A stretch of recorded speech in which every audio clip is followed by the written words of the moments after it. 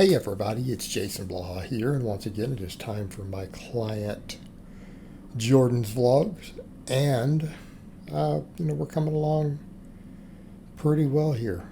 We've raised training maxes, right?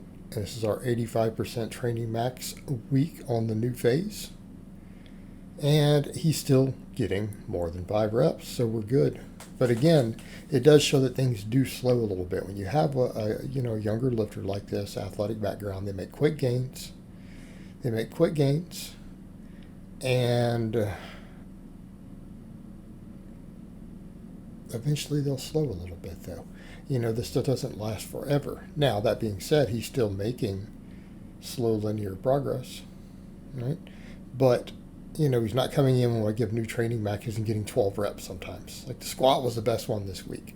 We come in and we get 8 reps. Now, what does that mean? Well, that means we're still probably going to have to raise his training max. Again, we've got it at 275. Is the training max that we're programming off of.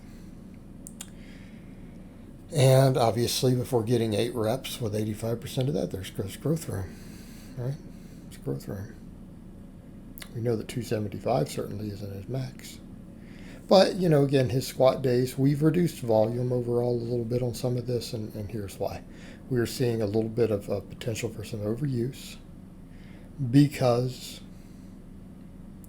he is an athlete who does other sports. He does sports, we do conditioning, does cardio, right? He does all this stuff. It's part of his overall training week, and we have to account for that. So we're seeing a little bit of that. So it's like I told him, let's take your lower body lifts back to just the squatting and deadlifting. Right? You're novice enough, you'll be fine. You'll grow off those. A little more upper body work. But, we pulled most of the supplemental stuff out other than some good mornings. And we're only doing 3 sets of those on the deadlift day. We're doing 3 sets of those. And I may switch those over into his squat day and put the pull-ups into the deadlift day. Might be what we do also if we need to. But so squat day we do pull-ups. All right, on his benching, we got 7 reps with the new training max. All right, working off the new one. We got 7 reps. We still have a lot of growth room there. And of course, on his benching, we do 5 sets of 10. Afterwards, then I have him do flat dumbbell presses for a secondary movement. All right, we do flat dumbbell presses, and then he does more pull-ups. And then I have him do some band press downs. So do a bunch of band tricep work. And, in his case, that becomes beneficial, right? It's beneficial. We can use that.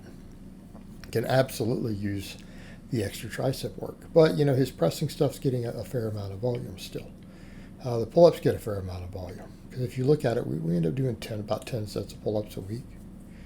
We end up with about 10, 11 sets for chest pressing and some extra tricep work.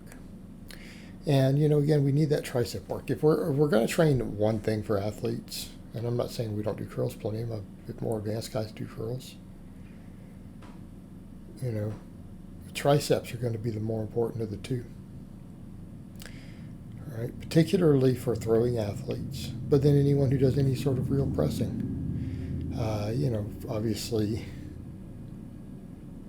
powerlifters, strong men, right? People who need to press in competition, we need the triceps. Football players, rugby players, people who push people on a field. Boxers have to punch. The triceps worth way more than the bicep. Worth a lot more in terms of carryover to our sports, right? But then throwing and punching also way more tricep involved. So again, we always want to focus on triceps. And I'm not saying you can't spend some time on biceps if you think you'll benefit from them. It's not what we're saying. What I'm saying is triceps are more important to prioritize. They really are. For all these sports applications. Of course, his deadlifting, because we've taken the training max up pretty significantly, not quite as aggressive with the reps. He got 6. But all things considered, 6 reps is doing quite good because we're still over 5. We've got wiggle room.